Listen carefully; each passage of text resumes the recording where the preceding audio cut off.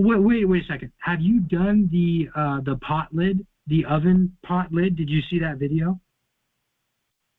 No, I don't think so. Was this about the vapor with the alcohol and the active charcoal? No, it was a little bit after that. It was about a month ago or something. I published it. I did make a wearable with the steel wool. Is that it? This is with glass or something like glass. Yeah, I made it. Yes. Okay. And it made me feel like a little bit the same thing when I use the taser. To deactivate the implant. It makes me feel a little bit the same when I put it on some.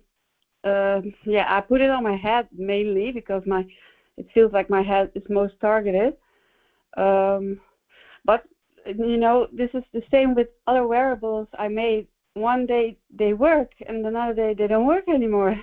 So okay, well that's exactly what I was going to talk about. Is that sometimes it's the difference between them using electrostatic mainly or magnetic mainly, and you just need to be very aware of where they're going through your body, right? Because they're getting these heavy metals clumped in a part of your body and then making a chain, and they're using these different avenues always. So if it's not working, right? And by the way, don't put it on your head, put it on your midsection. Your stomach or your back or both will give you the most effect.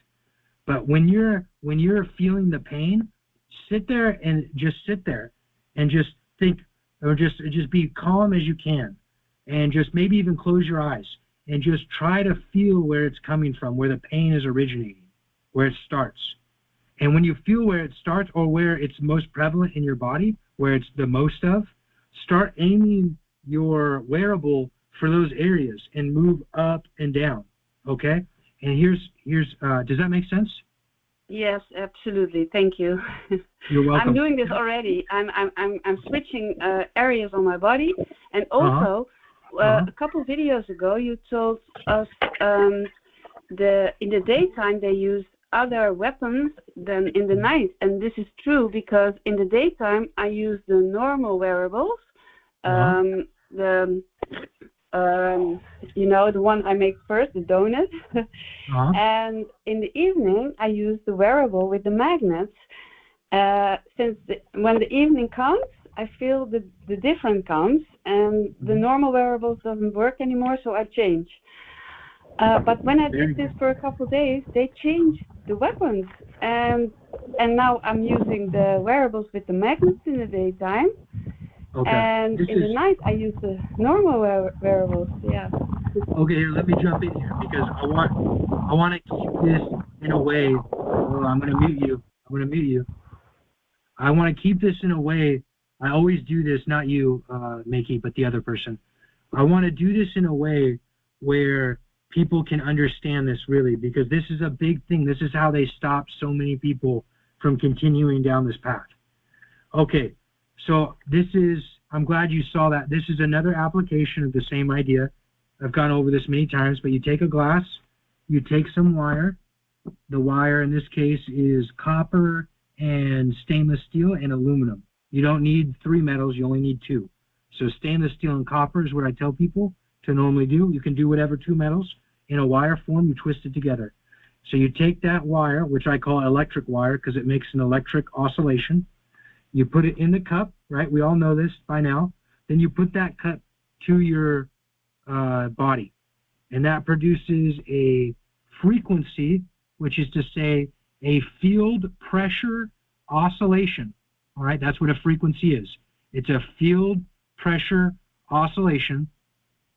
All right, so it's timed. There's a rhythm to it. Basically, it creates an electric rhythm.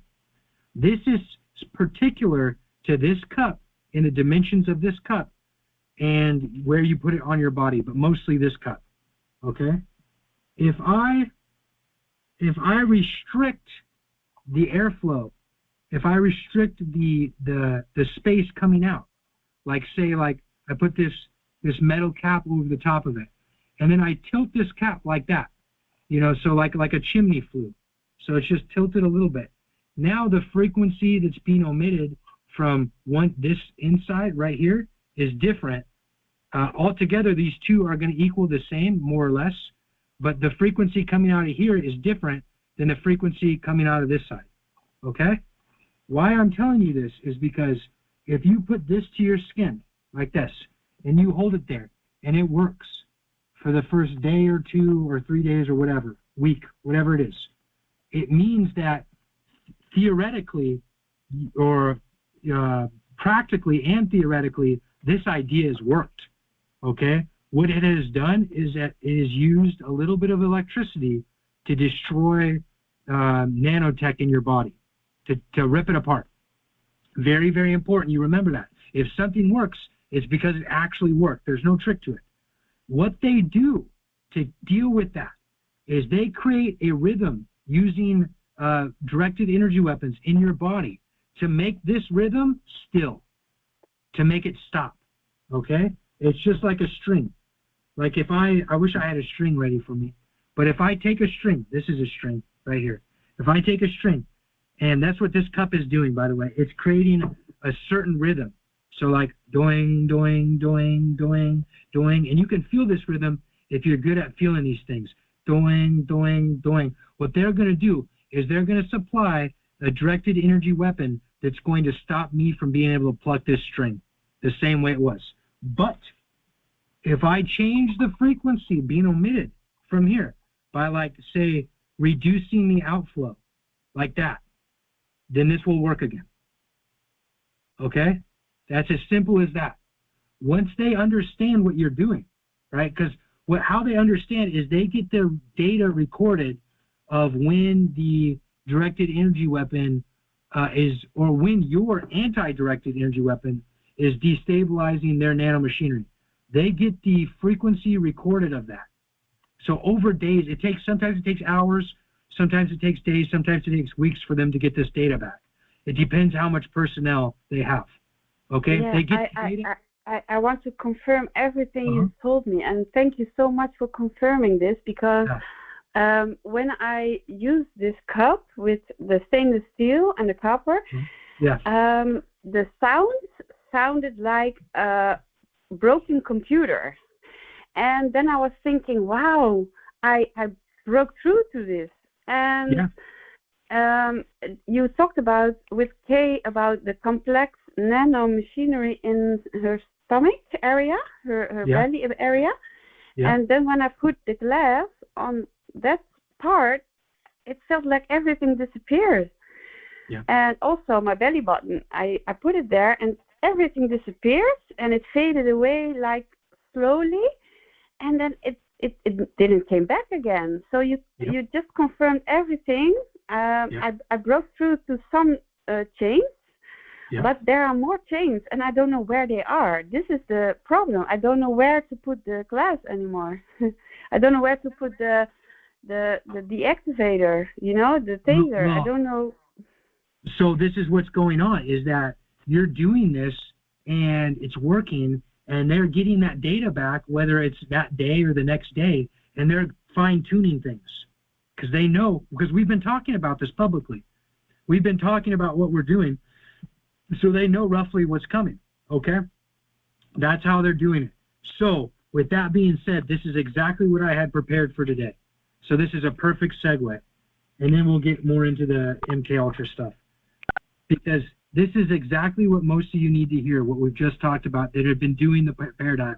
And it's been working a lot, but you've been having to shift things around, and you're wondering why these things are happening the way they're happening. This is why. Because they record that data, they play back that frequency opposite of the frequency that this cup or your pot lid has been emitting to balance it, so that it stops vibrating. All right, very frustrating. I know it's part of this, though. It's part of the process of us getting through this human trafficking.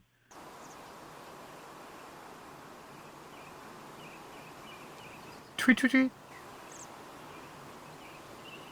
Tweet, tweet, tweet, tweet, tweet.